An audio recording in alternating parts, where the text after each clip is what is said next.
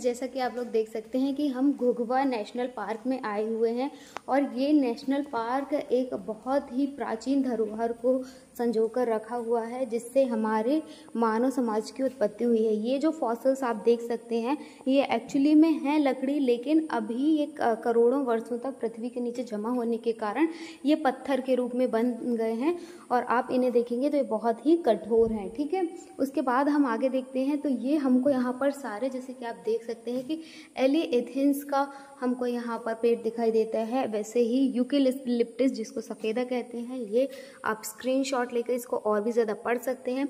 इसके अलावा हमको यहाँ पर ऐसे सीड्स दिखाई देते हैं, शेल्स देते हैं, जैसे गैस्ट्रोपोडा, ऑर्थोपोडा वगैरह हमको दिखाई देता है। ठीक, यहाँ पर ट्रंक फॉसिल्स भी रखे गए हैं और साथ ही में जैसे आप देख सकते हैं कि बीज करोड़ों वर्षों तक पृथ्वी के नीचे दबे रह गए, वो बीज भी कहीं ना कहीं पत्थर के रूप में रूपांतरित हो चुके हैं, तो आप वो उन बीजों को भी देख सकते हैं। ठीक है, आगे जाके हम देखते हैं कि हमको यहाँ पर डिफरेंट टाइप के फॉसिल्स दिखाई देते हैं। ये जो आप देख रहे हैं ये सभी फॉसिल्स हैं, ये भी सारे फॉसिल्स ही हैं। ठीक है, जैसे आप ये छोटू सा फॉसिल्स देख रहे हैं, ये भी एक फॉसिल्स है जो बहुत ही पुराना है। ठीक, आप ये जैसे कि आप यहाँ पर देख सकते हैं, ये मैं आपको टर्न करके दिखाती हूँ।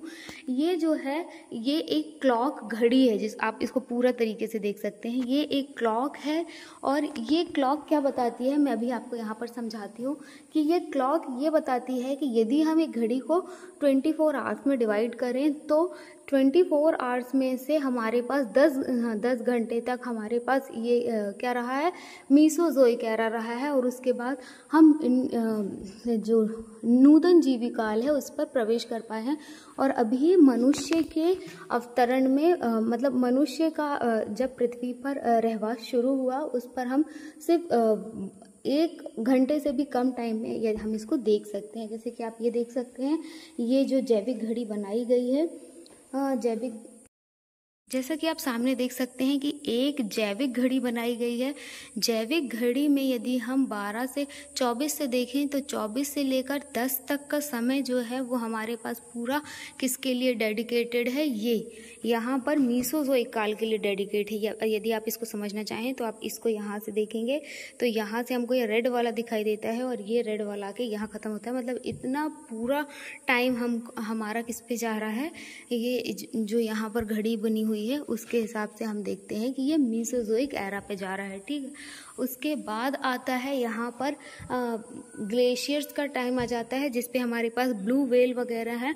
उसके बाद हमारे पास डायनासोर्स आते हैं और उसके बाद हम पुरापाषाण काल वगैरह में पहुँचे हैं और अभी पुरापाषाण काल से धीरे धीरे मनुष्य का मतलब उत्थान हुआ है और मनुष्य अभी आधुनिक जीवन सैटेलाइट तक पहुँच गया है। तो ये बहुत ही अच्छी चीज़ हमको यहाँ पर शॉर्ट में दिखाई गई है। ठीक है, अभी हम इस तरफ और देखते हैं तो हमको ये दिखाई देता है कि क्या बताते हैं जीवाश्म।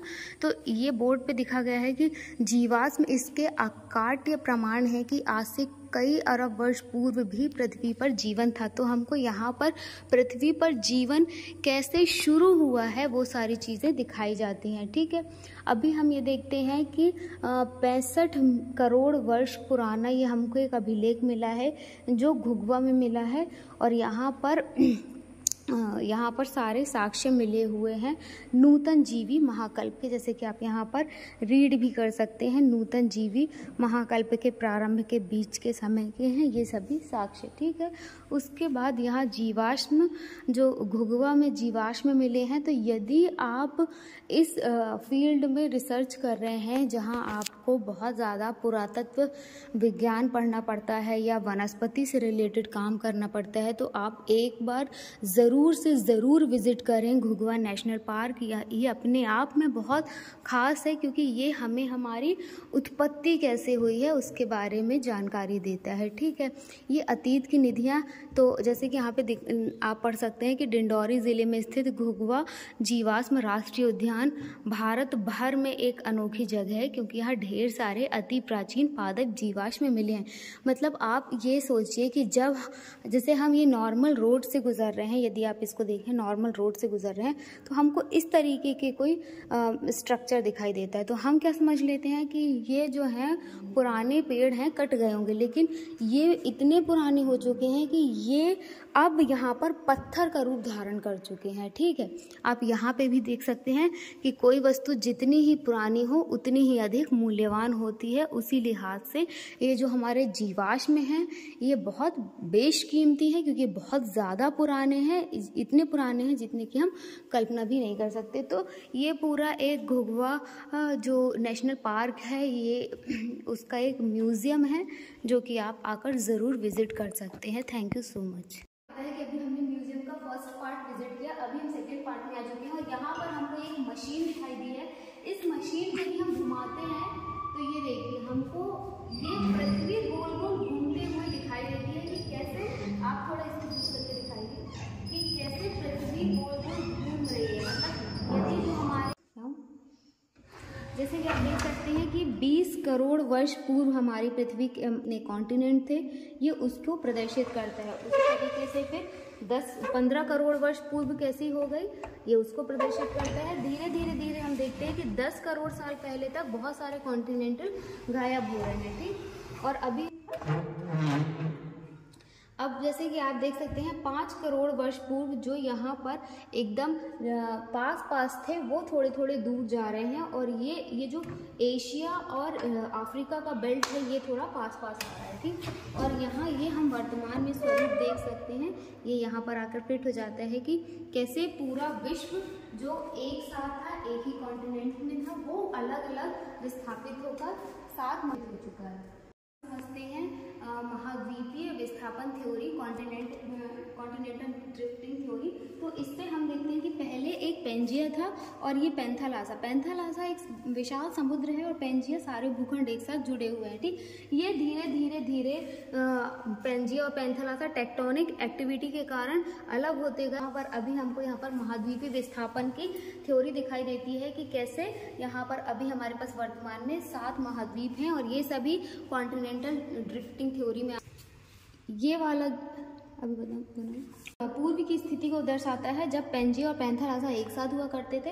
और ये अभी हम यदि इसको रख के देखें तो अभी हमारा जो ये नॉर्थ अमेरिका, साउथ अमेरिका, यहाँ पर हमको अफ्रीका दिखाई देता है, यहाँ पर हमको इंडिया और यहाँ पर हमको यूरोप और यहाँ पर ऑस्ट्रेलिया कॉन्टिनेंट दिखाई देता है। तो ये पहले पूरा एक और 15 करोड़ साल पहले जो ऊपर दो ग्लोब दिख रहे हैं, इनको यदि हम चलाना चाहें तो ये चालू भी होते हैं। तो ये जो हम आज भी घुघुआ में देखे जा सकते हैं, ये महाद्वीपों की स्थिति को दर्शाता है कि अभी आप देख सकते हो कि ये साउथ अमेरिका है और ये अफ्रीका, ये लगभग पास में है। और अभी आप वर्तमान की स्थिति में देखोगे जो ये स्थिति है तो ये यहाँ से बहुत इन पे डिस्टेंस आ चुका है, मतलब यहाँ आप देखोगे महाद्वीपीय विस्थापन हो चुका है। तो ये वर्तमान की स्थिति है महाद्वीपों की, और ये 20 करोड़ साल पहले की हमको दिखाई देती है पृथ्वी की संरचना।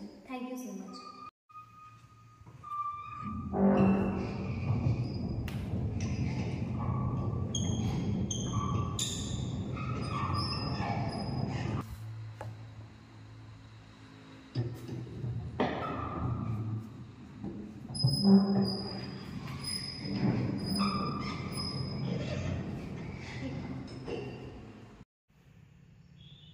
तो जैसा कि गाइज आप लोग देख सकते हैं, ये हमको अभी अजीब सा पेड़ दिखा, इसका नाम हमको बिल्कुल पता नहीं है, लेकिन इस पूरे पेड़ में यदि आप ध्यान से देख पाए तो ये अजीब तरीके के कांटे हैं पूरे पेड़ में। इसका मतलब कोई इस पेड़ पे चढ़ नहीं सकता है। और इस पेड़ का नाम यदि आप लोगों को पता हो तो कमेंट में ज़रूर बताएं कि ये पेड़ कौन सा है और इसको क्या बोलते हैं। Thank you.